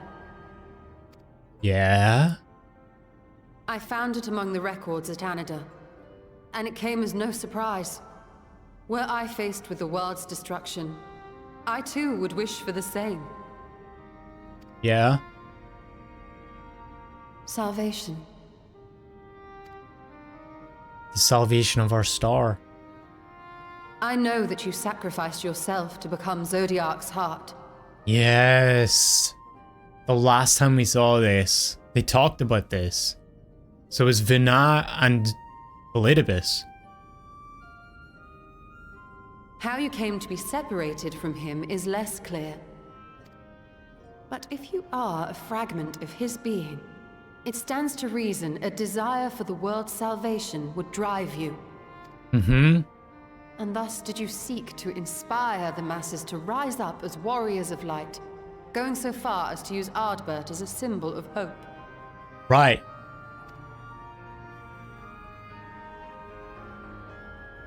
It was all his strategy. Correct on all counts. Such is my nature, and such are my methods. I have aided heroes. I have made them. I have even become them.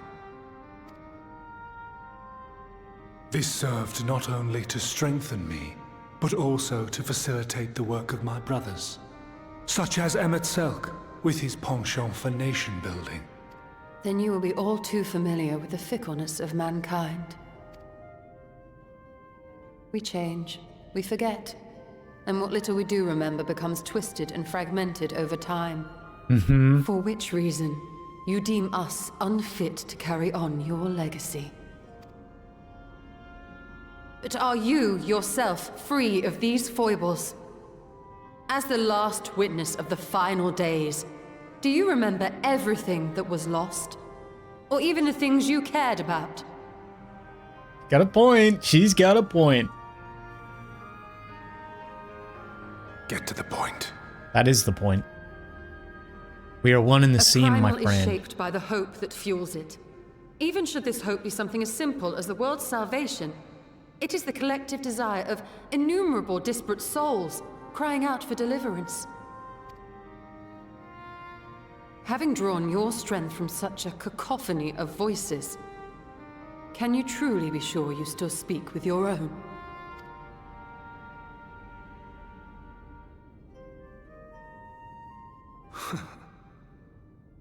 I don't think he buys it.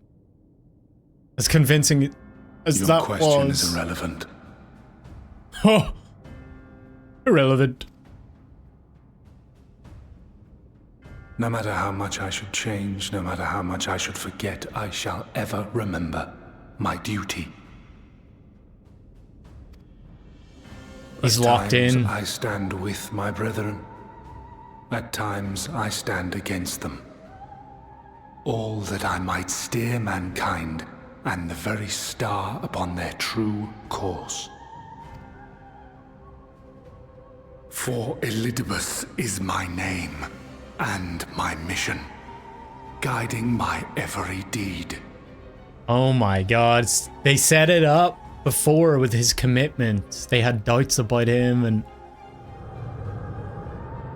But enough talk.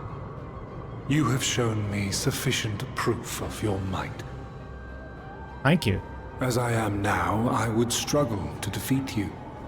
Ha. Yet I have still to play all of my cards. Okay. If I could offer you some semblance of sport, your lessers would pose no threat to me. Would you not agree, Warrior of Darkness?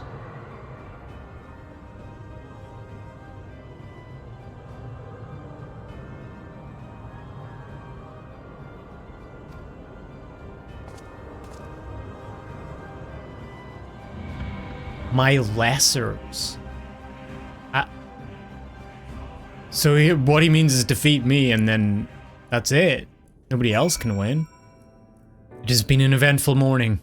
If it indeed is morning. I have no idea how long I was unconscious. Regardless, I am gratified to see that my efforts at a niter have borne fruit. We have confirmed the nature of our foe and his plot. Now then, what news from the surface? I see. Then let us make for Yulmore at once. We have much to share with our comrades. Elidibus' parting threat, not least of all. But forgive me. It would seem my belongings did not accompany me here. I will need to retrieve them from a niter. With luck, the ethereal stream you traverse still lingers. I won't be long.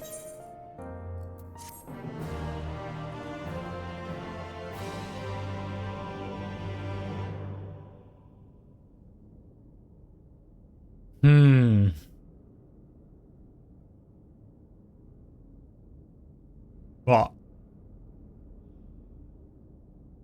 The red thing? What is that? Peculiar crystal. Huh.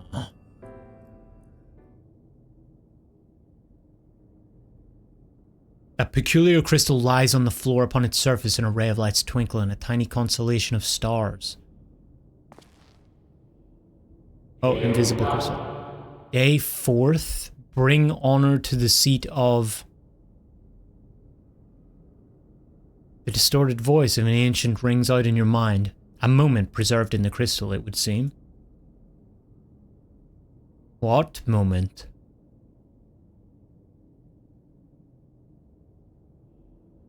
You notice something else glinting up ahead. Where? More crystals. Shiny. You find 3 more crystals lying on the floor. Though they differ in color and decoration, each is identical in shape. You focus on the crystals and find that the words they hold ring clearer than before. Behold, my friends. Embraced by the earth and caressed by the wind, vibrant life flourishes. All is right in creation. There can be no greater joy than to use our wisdom for the good of our people. No greater pride. May all know happiness now and forevermore.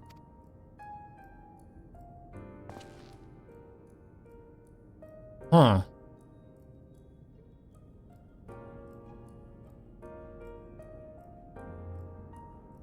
There do not appear to be any more crystals in the hall.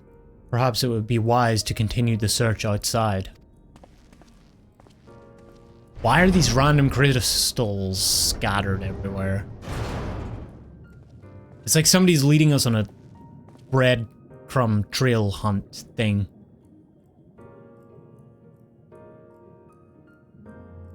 More. Oh, I see them. Thunder, wind.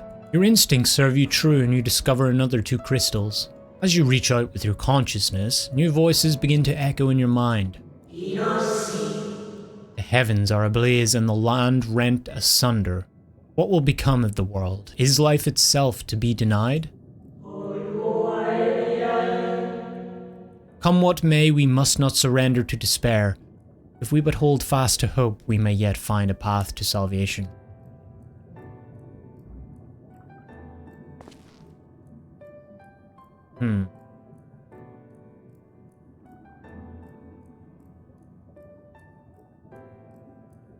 The voices tell an incomplete tale. Might more remain to be found? My question is why? Who's putting these here? You soon discover 2 more crystals. Rather, too soon in fact, as if someone wanted you to find them. Yeah. Everything burns, crumbles, decays. I hear the lamentations of my brethren, and soon there will be only silence.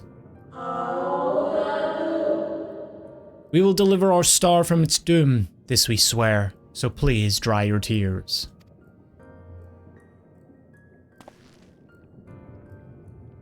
I gotta have big pockets, man. I gotta fit all these crystals. Whatever awaits at the end of your search, it is plain you have yet to find it. Sure enough, your persistence is swiftly rewarded, this time with 3 crystals.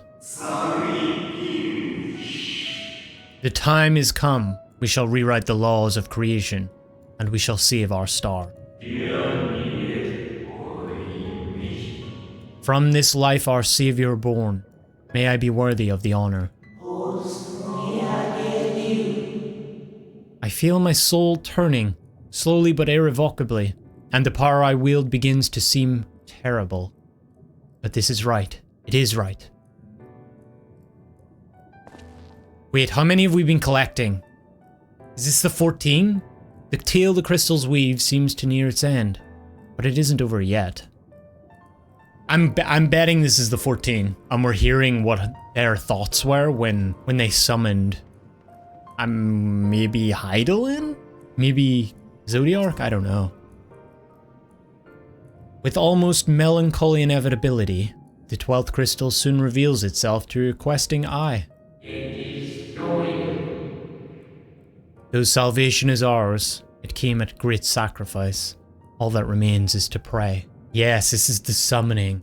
To pray that we will one day meet again beneath a blue sky.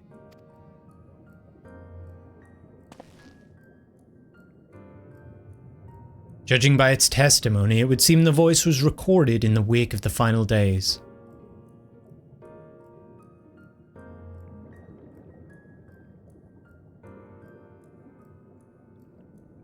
As you scan the area, another glint catches your eye.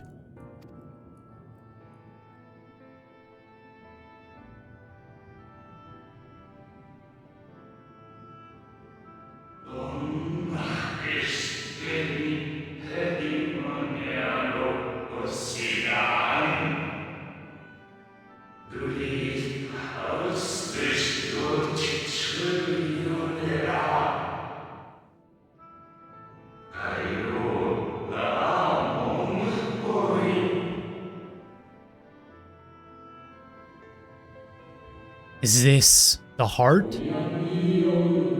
Oh! My new old friend. That phrase. Hythlodaeus? Oh!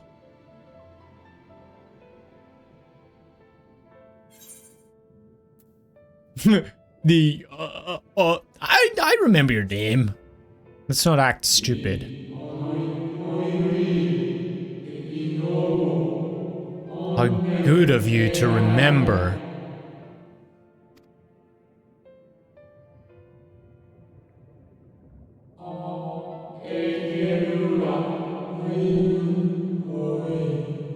I see you've been collecting stars.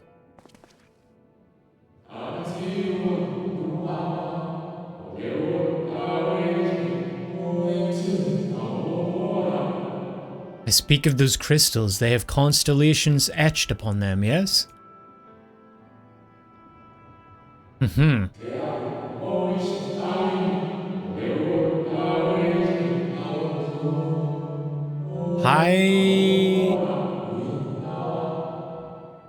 High in the heavens, those stars shine their guiding light down upon the lives below. Fitting symbols for the convocation of 14, would you not agree? Ah, yeah, it is.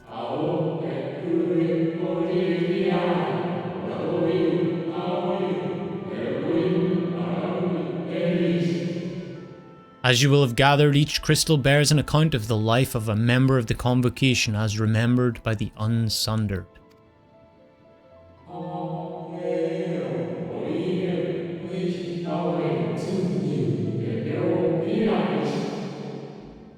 Lest you worry, they aren't concepts. They are far too incomplete to be so, but they suffice for imbuing memories within sundered souls, that they might be restored to their office. Imbuing memories. Isn't that what we needed to do? I'm gonna keep that in mind.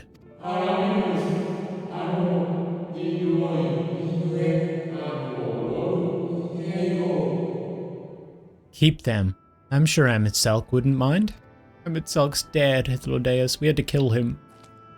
Sorry.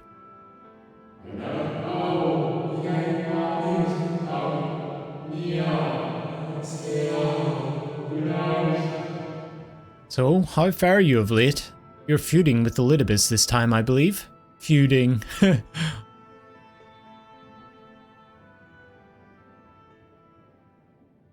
There's like an innocent way that he says that.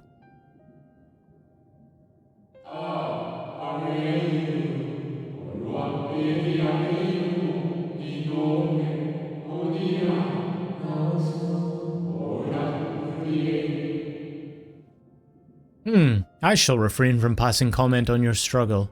It is not my place to do so, long departed as I am.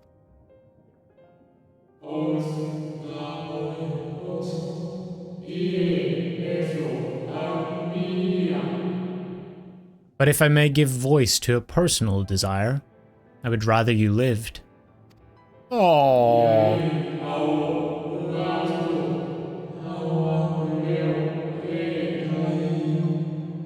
If you do not, how will you keep your promise to Emmett Selk? The promise to remember. That's very true.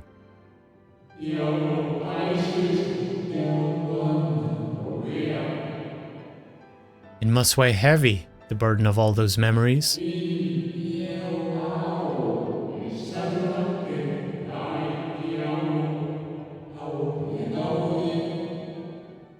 To one who has lived a life such as yours, I can well imagine how Elidibus' existence might seem hollow, how empty his single-minded pursuit of his half-forgotten cause must appear.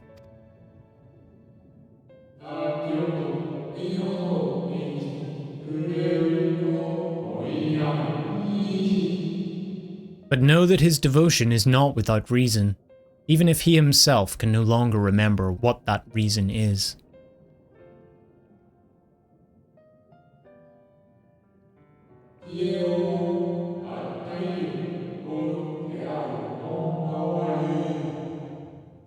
Well, that is quite enough talk about Elidibus. I would see if you can reunite the wayward stars.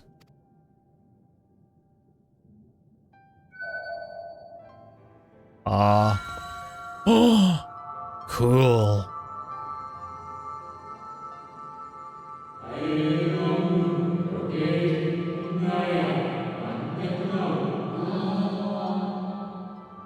I mentioned before that there was a member of the Convocation who opposed Zodiark summoning and defected.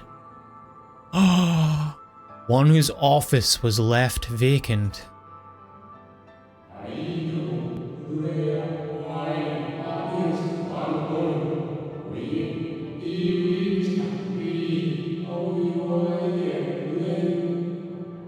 Defectors having been deemed unworthy of commemoration, no crystal exists for the individual in question. Unworthy of commemoration. Aww.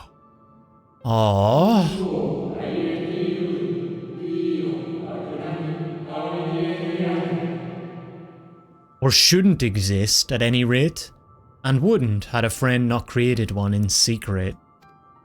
Ha!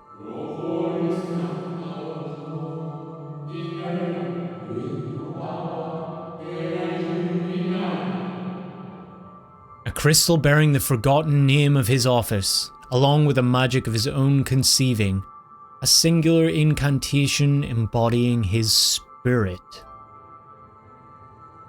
Wow, that's why it's so shiny.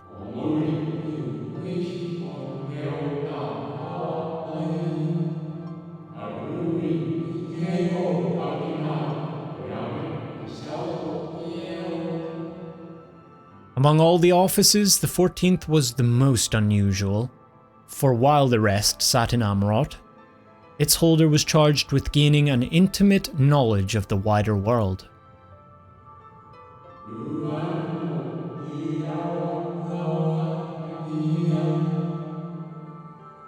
In the course of his duty, he travelled the length and breadth of every land and befriended countless folk.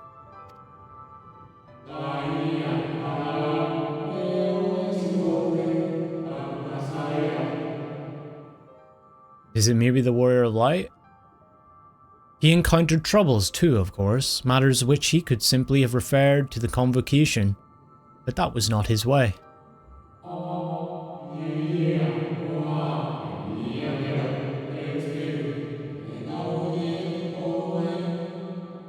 Nay, more often than not, he would call upon his comrades and together resolve matters themselves.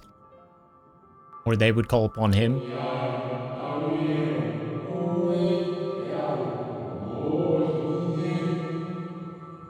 Such is the magic sealed within that crystal. The magic to summon the stars to your side. Wow.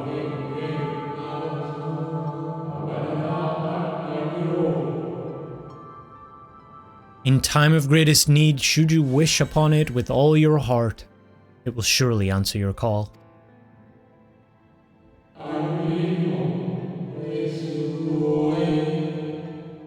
And now, it is where it belongs. Aww.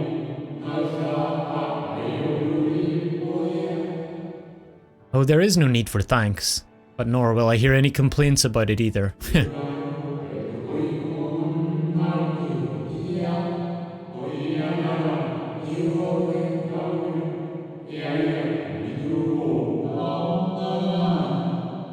After all, I cannot say whether I act of my own volition or by the will of my recreator. Cheeky.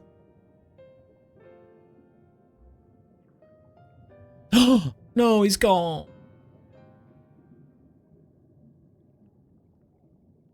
He's always so nice. I was wondering where you'd disappeared to. Speaking of nice. Is something troubling you? Oh, Y'shtola. If only you knew. I'm hallucinating.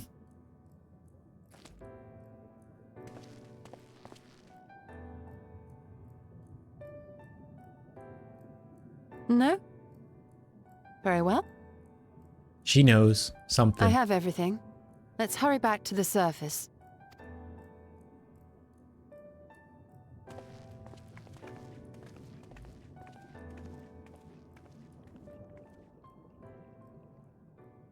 I love this place.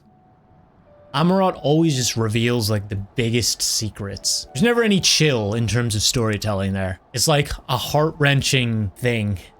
Always, you know? It's like this moral quandary that just surrounds the place, and it's sad because it's made out of memory. A commemoration of what was. As is the whole 5.0, you know, story. It's sad, but it always makes it worthwhile, you know? Like, these storylines are great. There's just so many considerations that you go into it with. And there's just a homely feeling to everything there. They seem so nice. I said this at the end of 5.0 as well. Like, such nice people. They're very endearing. They treat you kindly and gently and warmly. Ah, fresh air at long last. I would celebrate my return to dry land with a pot of tea, had we the luxury of time. But we must be prepared for Elidibus. Given what we know, it is plain he will not be deterred from his course, and nor would I were I him. Not if it meant forsaking everything I loved. That said, I have not forgotten how Emet-Selch sought to find common ground with us, for all our misgivings. Ultimately, our differences were not to be bridged, of course, but one must always try. Emet-Selch understood this, and if his gesture resonated with you, perhaps you might consider reaching out to his brethren. Though it may all be for naught, you of all people know that there is no such thing as a foregone conclusion.